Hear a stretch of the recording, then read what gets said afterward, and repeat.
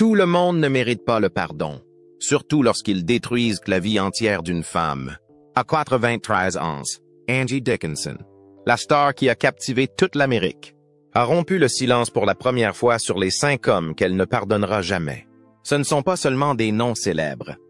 Ce sont des icônes qui se sont tenues à ses côtés sur le tapis rouge, à l'écran et même au lit. Mais après 70 ans, Angie a choisi de les dénoncer froidement et sans pitié. Qui est donc en tête de liste? Et qu'est-ce qui peut pousser une femme de 93 ans à éprouver encore aujourd'hui une telle rage? Est-ce que la peur, la trahison et une âme brisée?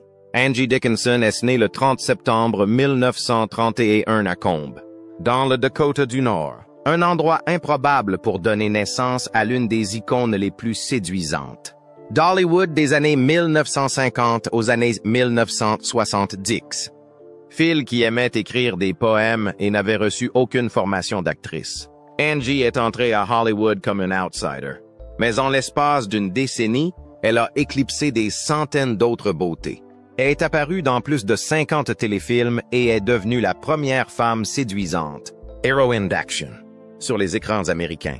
Ce qui était pratiquement impossible à l'époque. Son indépendance farouche et son regard brûlant l'ont fait passer du statut de second rôle à celui de première dame dans des films à succès comme Rio Bravo, Dressed to Kill It. Surtout, la série télévisée Police Woman, dans laquelle elle est devenue la première femme flic de la télévision américaine, une figure révolutionnaire pour l'époque. La célébrité s'accompagne de controverses. Angie a été écartée de 4 rôles majeurs simplement parce qu'elle refusait de coucher avec les producteurs. La presse l'a qualifiée de déesse du sexe. Mais dans les coulisses, de nombreux acteurs de l'industrie ont murmuré des noms bien plus cruels.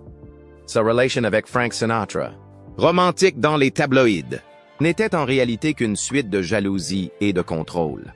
Frank a un jour menacé de faire fermer toute une équipe de tournage si Angie osait embrasser un autre homme à l'écran.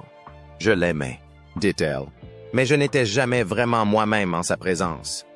La tragédie a de nouveau frappé lorsque sa fille unique, Nikki, qui souffrait d'autisme sévère, s'est suicidée à l'âge de 40 ans. Angie n'a pas parlé à la presse. Elle n'a pas pleuré devant les caméras. Elle a simplement décrit dans une lettre « J'ai survécu, mais une partie de moi est morte avec elle. » Aujourd'hui, à 93 ans, Angie n'a aucune raison de protéger la réputation de qui que ce soit. Elle n'a plus peur de perdre des rôles, de subir les foudres d'Hollywood ou de rester silencieuse. Elle a choisi de s'exprimer, de nommer 5 hommes qu'elle a aimés, auxquels elle a fait confiance, qu'elle a même idolâtrés et qu'elle déteste aujourd'hui de tout son être. Qui sont-ils? Que lui ont-ils fait? Et qui figure en tête de la liste noire d'Angie Dickinson? Quel genre de douleur porte-t-elle depuis près de 70 ans? Le premier homme, Frank Sinatra, le manipulateur au masque d'amant. Frank pouvait vous faire sentir comme une reine le matin, et à la tombée de la nuit, vous n'étiez plus qu'un jouet jeté. Angie Dickinson. Hollywood les appelait le couple en or. Mais Angie, elle, disait que c'était la relation la plus dangereuse de ma vie. Frank Sinatra, le roi du swing, un homme qui pouvait faire trembler des millions de femmes d'un simple regard. Mais derrière les projecteurs, Frank était un monstre en gants de soie. Au début, il a fait en sorte qu'Angie se sente spéciale. Bouquet du matin. Des dîners intimes au bord de la piscine, où il murmurait qu'elle ne ressemblait à personne d'autre. Mais la douceur s'est évanouie dès qu'elle a décroché un rôle qui impliquait d'embrasser un autre homme. Frank lui a jeté le scénario à la figure et lui a froidement déclaré « Tu es à moi. Personne ne vous touche, même à l'écran. » Il lui a interdit de voir des amis masculins, l'a fait suivre sur le plateau. Et d'une fois, alors qu'elle participait à un casting qu'il n'approuvait pas, elle est rentrée chez elle pour trouver toutes ses affaires détruites et toutes les photos d'elle brûlées. Sinatra ne l'a jamais frappée, mais il l'a brisée en lui faisant craindre sa propre voix. Il n'avait pas besoin de lui tenir la main. Il tenait son planning de tournage, 16 co-stars, 16 contrats et même son sommeil.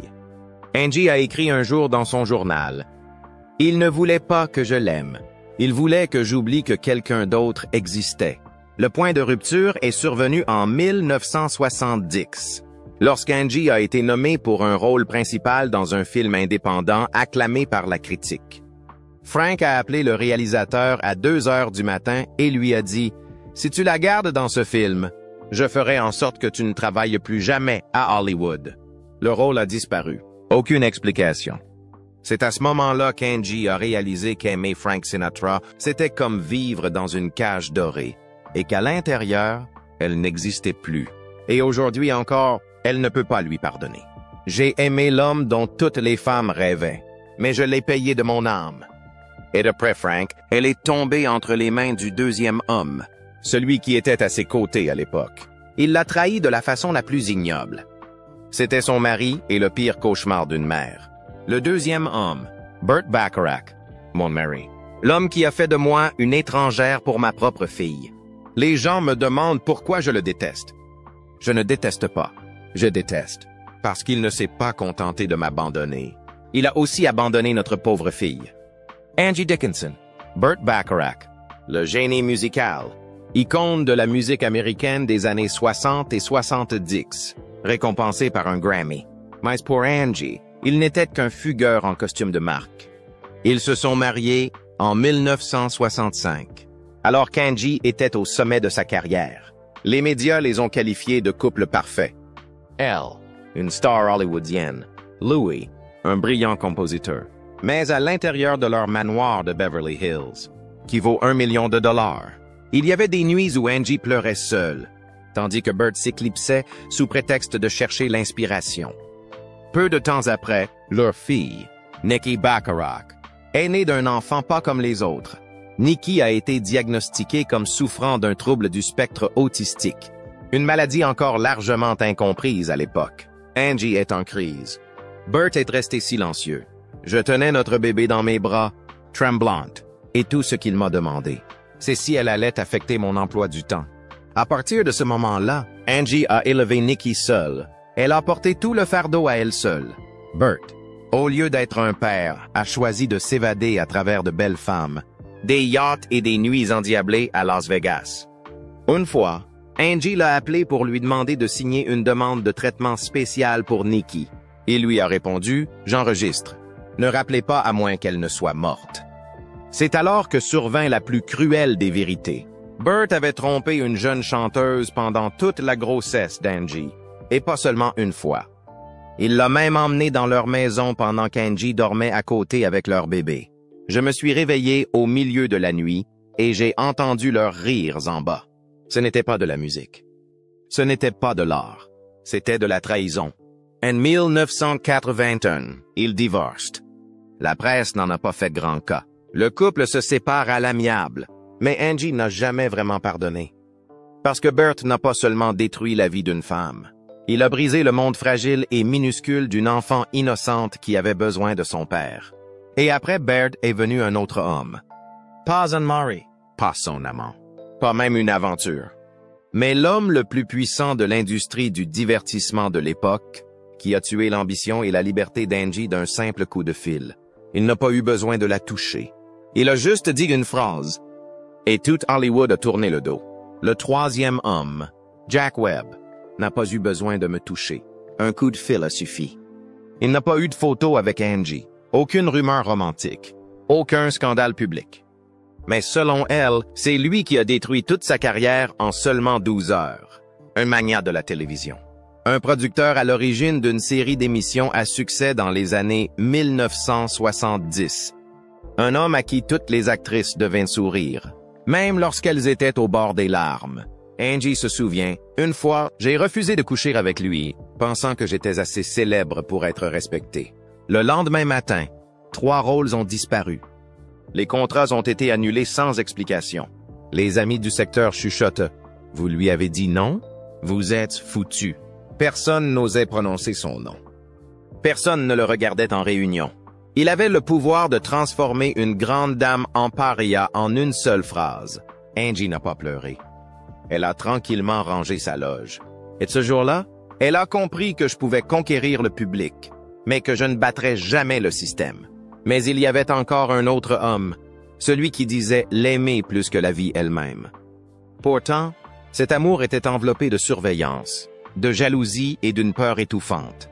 Cette relation a hanté Angie pendant 40 ans. Et maintenant, Elle est prête à lui donner un nom. Le quatrième homme, Larry King, celui qui a aimé de la façon la plus cruelle. Il ne l'a pas frappé, ne l'a pas insulté, il n'a pas crié. Il s'est contenté de la fixer chaque fois qu'elle souriait à quelqu'un d'autre.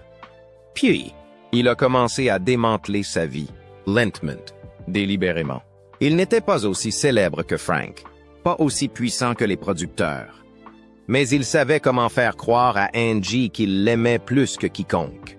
Chaque contact, chaque caresse de ses cheveux, chaque vœu était programmé pour la contrôler. Tu es à moi. Pour toujours. Si tu me quittes, je ne survivrai pas. Mais je ne te laisserai pas non plus vivre en paix, Louis dit-il. Angie perd peu à peu ses amis, ses emplois, son rire. Chaque fois qu'elle rentrait avec 10 minutes de retard, il se mettait en colère. Chaque fois qu'elle complimentait quelqu'un à la télévision, il cassait l'écran. Une fois, il a secrètement installé un microphone dans sa voiture, juste pour entendre si elle soupirait après quelqu'un d'autre.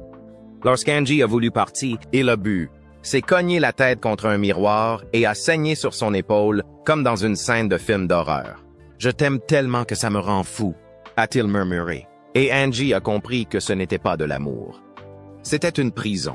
J'avais l'habitude de penser que la douleur était le prix d'un grand amour. Mais maintenant je sais que le véritable amour n'est jamais accompagné de peur.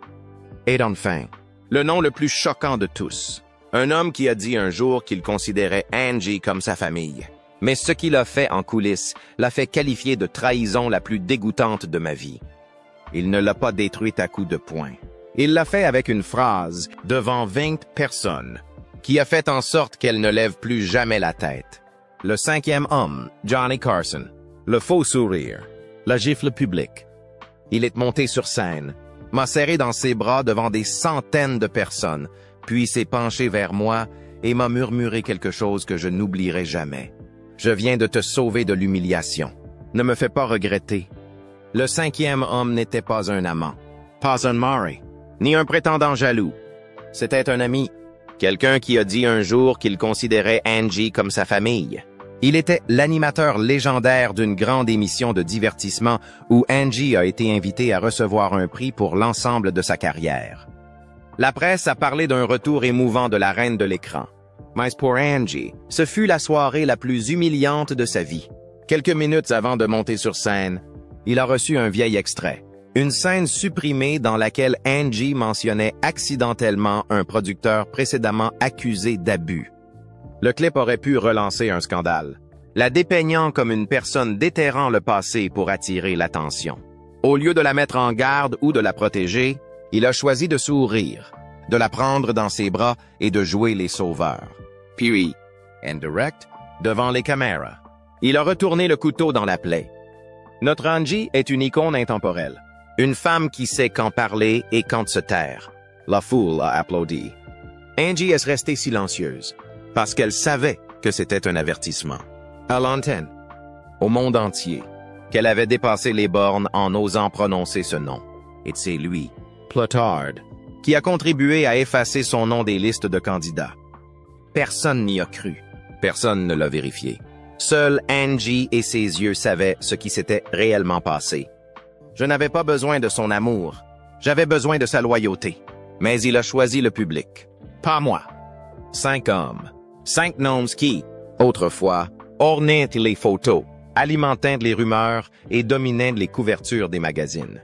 Aujourd'hui, ils n'ont plus le pouvoir qu'ils avaient autrefois. Mais Angie est toujours là. Et elle se souvient. Je me suis pardonné. Mais pas eux. Merci d'avoir regardé cette vidéo. Partagez cette vidéo si vous pensez que chaque femme, qu'elle soit une star de cinéma ou une âme ordinaire, mérite le droit de s'exprimer. Et ne détournez pas le regard, car dans notre prochaine vidéo, nous dévoilerons le journal secret d'Angie Dickinson, où elle a écrit les mots qu'elle n'a jamais osé dire jusqu'à présent.